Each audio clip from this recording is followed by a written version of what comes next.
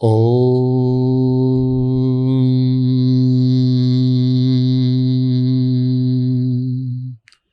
ओम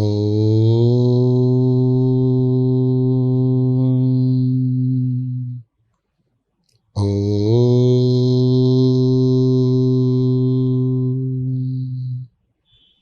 शिवं शुद्धबुद्धं परं विश्वनाथं न देवो न बंधुर्न कर्मा न कर्ता न अंगम न संगम न स्वेच्छा न कायम चिदानंद रूपम नमो वीतरागम चिदानंद रूपम नमो वीतरागम न बंधो न मोक्षो न रागादि दोषा न योगम न भोगम न व्याधिर्न शोकम न कोपम न मानम न माया न लोभम चिदानंद रूपम नमो वीतरागम चिदानंद रूपम नमो वीतरागम। देवादिदेव शांतिनाथ भगवान की, परम पूज्य आचार्य चक्रवर्ती आचार्य श्री शांति सागर जी महाराज जी की, परम पूज्य आचार्य श्री विद्यासागर जी महाराज जी की, परम पूज्य आचार्य श्री विद्यासागर जी महाराज जी की, परम पूज्य आचार्य श्री वसुनंदी जी महाराज की, अहिंसामयी जैन धर्म की। महानुभाव साधर्मी बंधुओं, अभी हमने वीतराग स्तोत्र का 2 कारिकाएं ली हैं, जिसमें बोलते हैं शिवम शुद्ध बुद्धम परम विश्वनाथम न देवो न बंधुर न कर्मा न कर्ता न अंगम न संगम न स्वेच्छा न कायम चिदानंद रूपम नमो वीतरागम। जो चित आत्मा है, जो आत्मा है, जिसने आत्मा को जान लिया है। एक बहुत बड़ी समस्या का प्रश्न लगा हुआ है, ज्ञानी कौन? ज्ञानी कौन? क्या वो जो सब कुछ जानकारियां अपने पास में रखता है वो ज्ञानी है? नहीं ज्ञानी।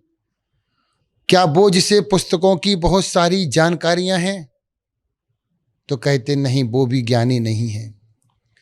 तो क्या वो है जो समझदार व्यक्ति है वो ज्ञानी है, या जो विवेकी है, या जिसकी राइटिंग अच्छी है?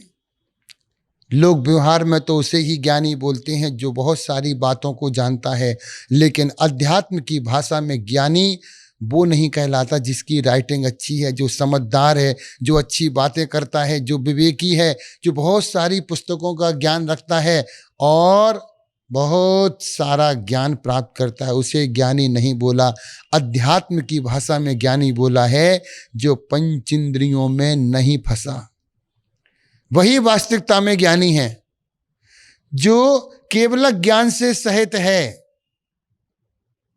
जो संपूर्ण बातों को एक साथ जानते हैं, तीनों कालों का ज्ञान एक साथ जानते हैं, वास्तविकता में वही ज्ञानी कहलाता है, जिसके अंदर में ज्ञान की चरम सीमा होती है।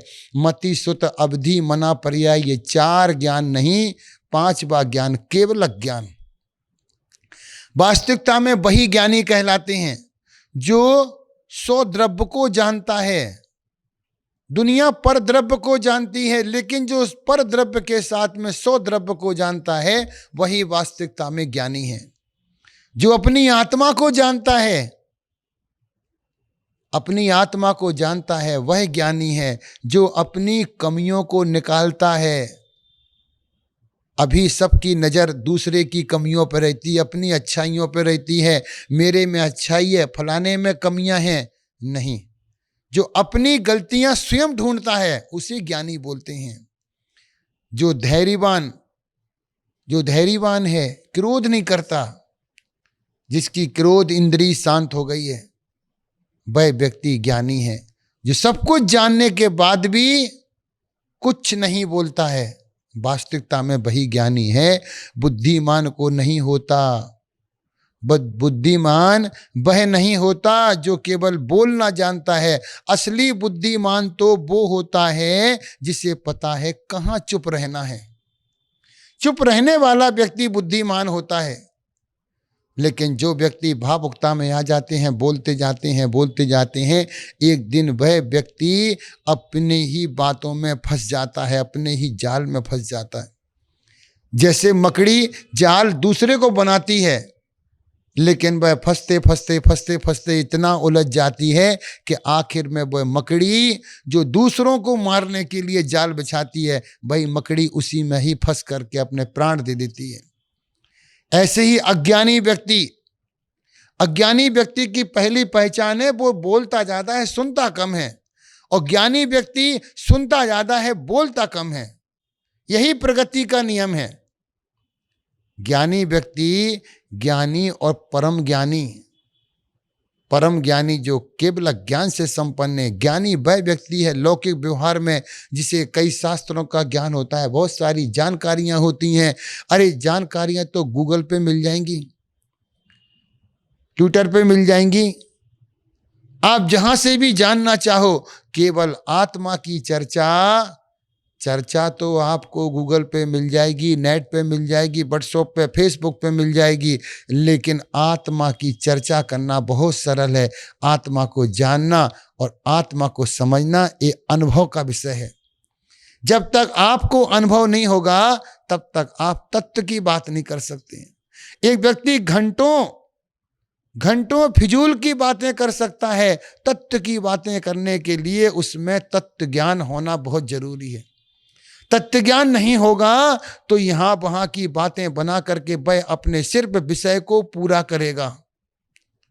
जब अध्यात्म की बातें होती हैं, वास्तविकता में ये भारत है जहां संतों और तीर्थंकरों महंतों की भूमि है, जहां पे अध्यात्म बिखरा हुआ पड़ा है, इतना बिखरा हुआ पड़ा है। जितने भी हमारे 24 तीर्थंकर हुए हैं वो सब भारत में पैदा हुए हैं। जितने भी महान संत हुए हैं, महापुरुष हुए हैं, ये सब राम, हनुमान, कृष्ण जितने भी हुए हैं, सब नानक, सब भारत में पैदा हुए हैं। लेकिन इनका प्रचार दुनिया के कोने कोने तक पहुंचा है। एक ज्ञानी और एक केवल ज्ञानी, एक का नाम है ज्ञानी, एक का नाम है परम ज्ञानी।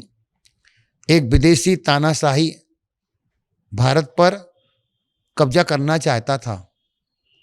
उसने अपने मंत्री से कहा कि भारत को जीतकर इतना, मंत्री ने कहा भारत को जीतना इतना आसान नहीं है जितना आप समझते हैं। उसे तानाशाही ने कहा मेरे पास ताकत है, मेरे पास सेना है, मेरे पास दौलत है, मेरे पास में वैभव है। मंत्री वृद्ध था लेकिन वह अनुभव की बातें करता था। वह बोला जहां पनाए ताकत से किसी को नहीं जीता जाता है, दौलत से किसी को नहीं जीता जाता है। तब उसने कहा भारत ज्ञानियों की नगरी है, ज्ञानी संतों महापुरुषों की नगरी है, उसको जीतना इतना आसान नहीं है। फिर भी वह तानाशाही नहीं माना और जिद करने लगा।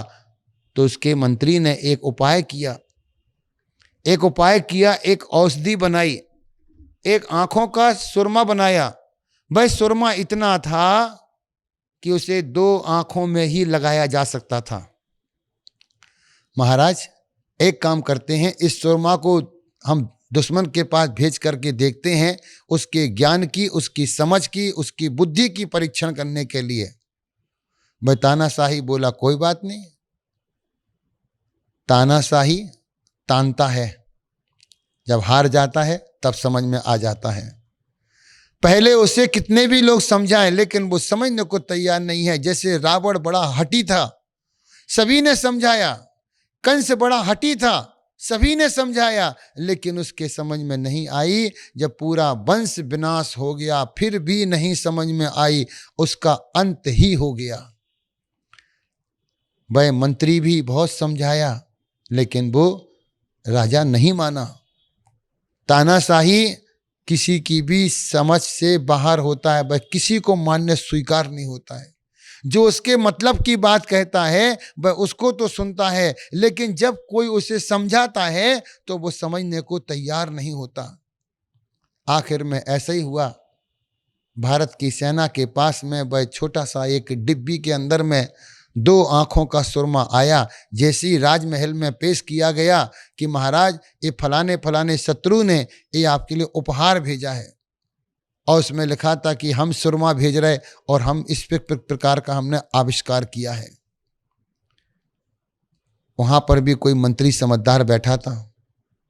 भारत की राजा की सभा में एक बुद्धिमान व्यक्ति बैठा था जो मंत्री के पद पर था। उसने कहा महाराज 1 मिनट के लिए हमको ये डिब्बी दीजिए।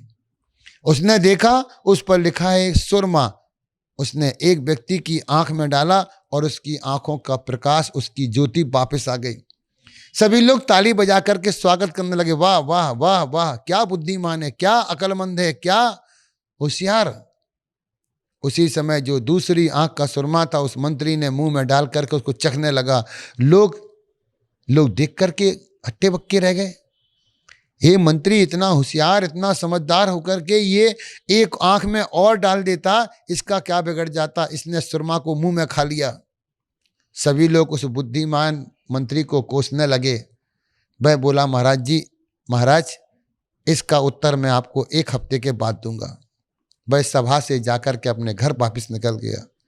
1 सप्ताह के बाद में 1 सप्ताह तक वह उस औषधि पर परीक्षण करता रहा। उसने स्वाद के माध्यम से निकाला इसमें किस किस वस्तु का मिश्रण है। वे सारी वस्तुएं मंगा करके उसने औषधि तैयार करके और एक डिब्बा भर के राजमहल में पेश किया। महाराज, यह औषधि का प्रयोग किसी के साथ किया जाए। जिस व्यक्ति के एक आंख में सुरमा डाला गया था उसी की दूसरी आंख में सुरमा डाला और उसके आंखों की ज्योति प्रकट हो गई, उसका अंधापन चला गया। सभी लोग मंत्री का बाह बाह करने लगे। फिर वह तानाशाही के पास में वह औषधि भेजी गई कि महाराज हमारे राजा ने भी आपको उपहार भेजा है। उसने 2 चुट्टी दो आंखों का सुरमा भेजा, लेकिन भारत से जब 1000 आंखों का सुरमा गया तब तानाशाही के मंत्री ने कहा महाराज अब कुछ समझ में आया। भारत को हराना इतना आसान नहीं है। भारत ज्ञानियों का, तत्व ज्ञानियों का देश है। जहां पे संत ऋषि महात्मा लोग रहते हैं वह अध्यात्म का देश है। उसी समय तानाशाही राजा के समझ में आ गए और उसने अपनी चढ़ाई का इरादा बदल दिया कि भारत में केवल ताकत से काम नहीं चलता है, बुद्धिमान लोग रहा करते हैं। जहां अध्यात्म की नदियां बहती हैं ये वो भारत है। शेक्सपियर ने एक बहुत सुंदर बात कही है।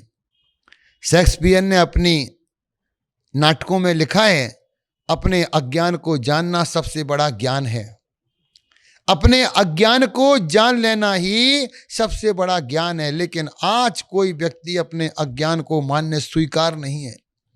ज्ञान का दीप जले कहां से? जब अज्ञान का अंधकार हटेगा तभी तो ज्ञान का दीप जलेगा। महाभारत के अंदर एक बहुत सुंदर प्रसंग आता है। विदुर ने धृतराष्ट्र कहा, धृतराष्ट्र ने विदुर से पूछा कि प्रियवर ज्ञानी कौन? विदुर एकदम सहमे रह गए, क्योंकि महाभारत में ताकतवर व्यक्ति तो थे लेकिन ज्ञानी कौन? प्रश्न ऐसा पूछा गया कि ज्ञानी कौन? तब विदुर जी उत्तर देते हैं, जो नाशवान वस्तु के विषय में शोक नहीं करते वह व्यक्ति ज्ञानी कहलाते हैं। जो मुसीबत आने पर घबराते नहीं हैं वह ज्ञानी कहलाते हैं।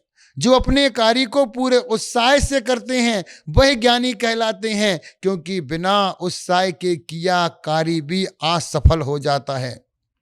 जो सम्मान और प्रशंसा को पाकर के अहंकार नहीं करते हैं वास्तविकता में वह ज्ञानी हैं।